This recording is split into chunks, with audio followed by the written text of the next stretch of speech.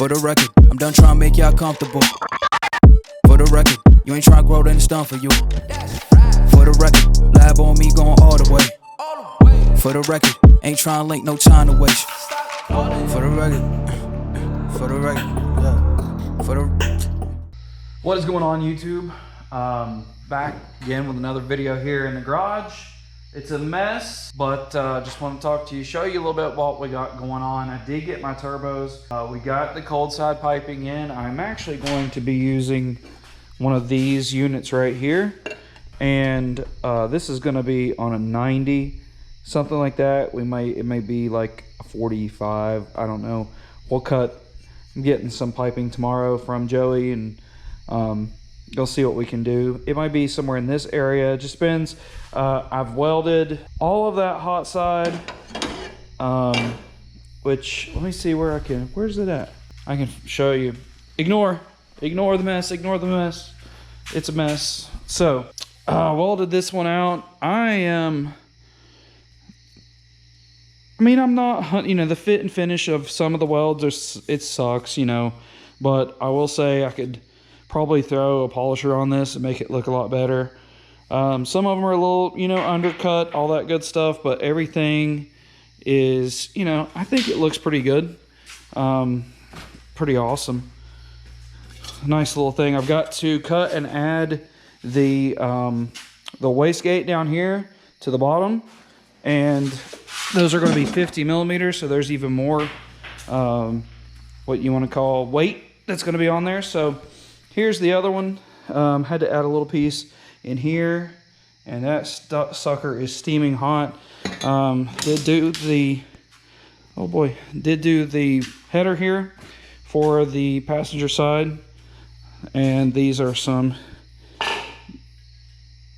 not so perfect, but I mean they do have some color. It's pretty, So question that I'm gonna get asked a lot, and I don't know if I've really addressed it, is why did I go twin turbo? So let me jump into that. I think we talked a little bit about how I wasn't pleased with the hot side, and it would work fine, okay?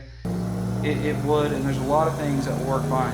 I have in my mind a certain way that I want the car to be and to act, and to, when it comes to maintenance, and when it comes to weight, and when it comes to all these different things. And the single turbo was fine. It would have been fine.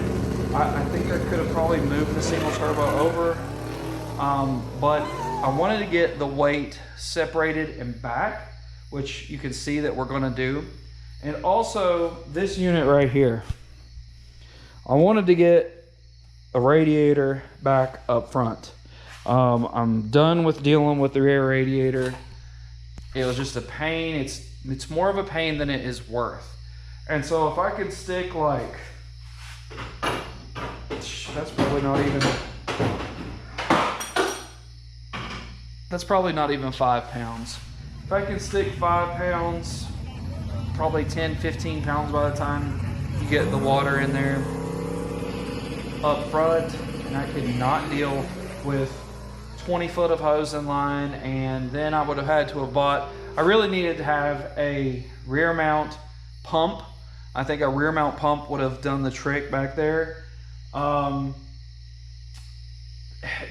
That pump, and then more fittings, and I mean, it was gonna cost me like another $400 or $500 to make that setup work really good, because I would have to do like a delete kit up here and buy the fittings up here and all that stuff. So I was like, man, I think I was paid $130 for this DNA motoring Amazon, sorry, it's Chinese or whatever, radiator.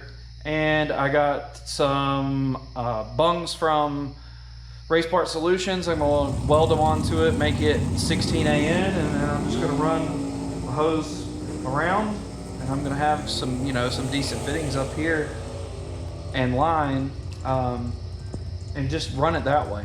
And the car doesn't see a whole lot of street time or drive time, really. It's more about driving back to the pits. It is a long drive from the back of or the front of Rockingham, or from the front of Darlington all the way back around to where we park. So I want it to be able to, if it can stay in the 190s, I'm fine with that. That's about where it needs to be. So we'll see if it will handle that. We'll see. So the main thing is weight and the radiator. Radiator was really probably more so a deciding factor with that. And I have some other stuff that is coming in, and we'll talk about in the next video that we're going to be doing instead of intercooling. We'll see if it works. If it doesn't, scrap it. We'll go a different route. I don't have the money for M1 right now. I'd like to do some like precision 550 injectors. I'm not a billet atomizer fan. Just not, and I don't want to have, 16 injectors. So we'll see what we can come up with. I would rather do the precision injectors. I've seen that those do good. And there's a possibility that in the future, maybe over the winter, we go Dominator on the car. It just depends if I can sell the HP setup that's in it.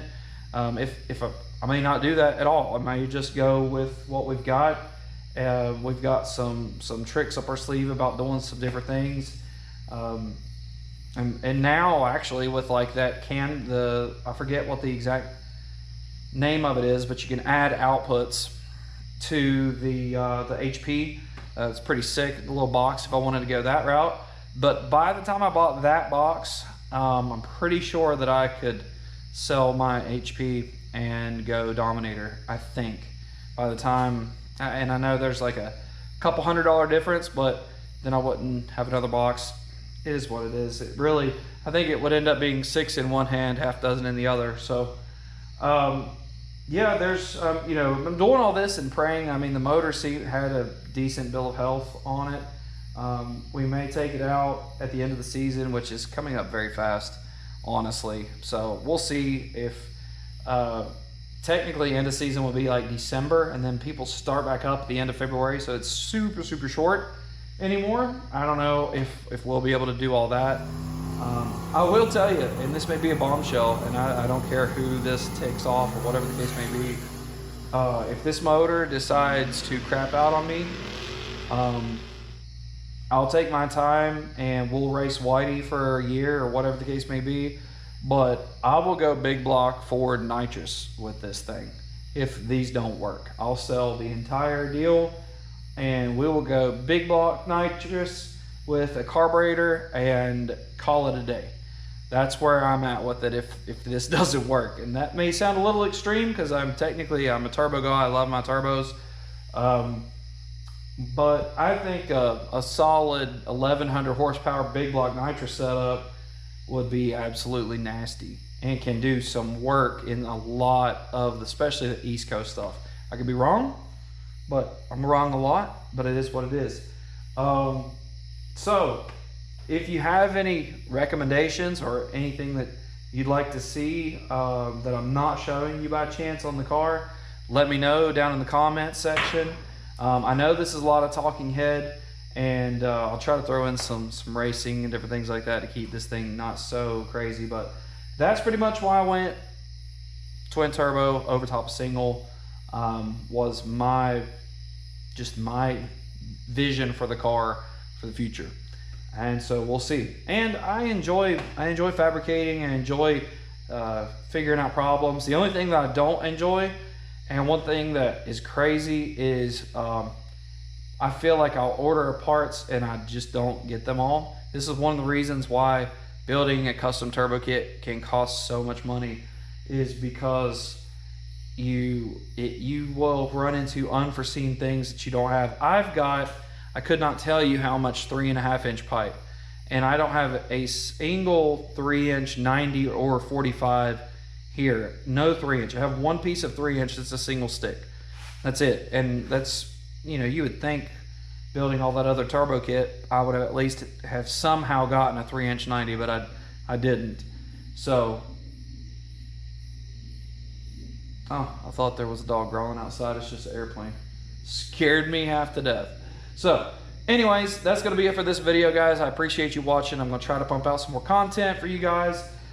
We've got some racing coming up here in the next little bit, so we'll see what we can do. And until then, we will see you in the next one. Peace.